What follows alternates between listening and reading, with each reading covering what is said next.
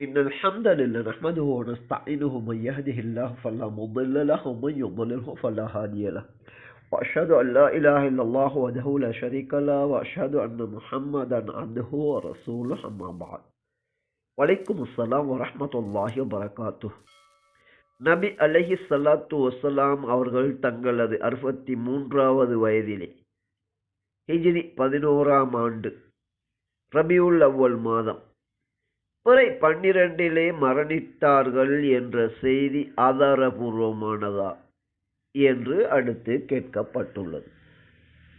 சீரத்துன் நபி என்ற நபியின் வரலாறு சம்பந்தப்பட்ட நூல்களிலே சமகாலத்தில் எழுதப்பட்ட மிக பிரபல்யமான அர்-ரஹீகுல் மக்தூம் என்ற நூலிலே இந்த விடயம் எழுதப்பட்டுள்ளது. இந்த கருத்திற்கு ஆதாரங்கள் அங்கு கொடுக்கப்படவும் இல்லை. பரவலாக ஆதாரத்தின் அடிப்படையில் தான் இதனை கூறுகின்றார்களா என்று ஆய்வு செய்த போது அவ்வாறான ஆதாரங்களை எம்மால் காண முடியவில்லை. இது நபியின் மரணம் நிகழ்ந்த மாதம் பிறை என்ற விடயத்தில் மட்டுமல்ல, நபி பிறந்த தினம் என ரபியுல் அவ்வல் பிறை 12 கொண்டாடப்படுகின்றது. இதற்கு ஆதாரம் இருக்கின்றதா என்றால் அப்படியும் கிடையாது. பொதுவாக நபியின் வரலாற்று குறிப்பு என இவ்வாறு நபி பிறந்த திகதியும் நபி மரணித்த திகதியும் கூறப்படுகின்றது. எனவே ரபியுல் அவ்வல் பிறை 12 என்பது அதிலே நபி அவர்கள் மரணித்தார்கள் என்பது ஊர்ஜிதமான செய்தியா என்பது பற்றி அலசிய கடந்த கால இமாம்களில் ஒருவரான இமாம் கொஸ்தோலானி அவர்கள் தங்களுக்கு முன்னைய அறிஞர் ஒருவரின் கருத்தை முடிவை முன்வைத்து அலசுகின்ற போது ரபியுல் அவ்வல் பிறை 2 நபி அவர்கள் மரணித்தார்கள் என்பதுதான் ஏற்கத்தக்கது என்ற ஒரு கருத்தை கூறுகின்றார். பிறை 2 என்பது எப்படி பிறை 12 மாறியது என்ற கேள்வி பற்றி விவரிக்கும் போது அரபியிலே ஷஹர் அஷர் என்ற 2 வார்த்தைகள் நெருக்கமாக இருப்பதை நீங்கள் பார்க்கலாம்.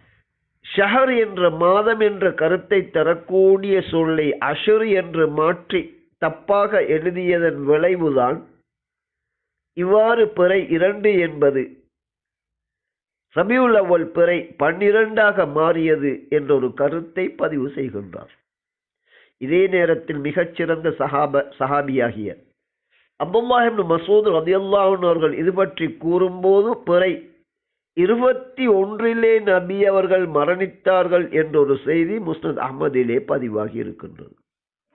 ஒட்டுமொத்தத்தில் நபி அவர்கள் 63ஆம் வயதிலே மரணித்தார்கள் என்ற உறுதியான பல அறிவிப்புகள் இருக்கின்ற அதே நேரம் 65ஆம் வயதில் நபி அவர்கள் மரணித்தார்கள் என்று கூட சஹீஹ் முஸ்லிமிலே ஒரு செய்தி இருக்கின்றது.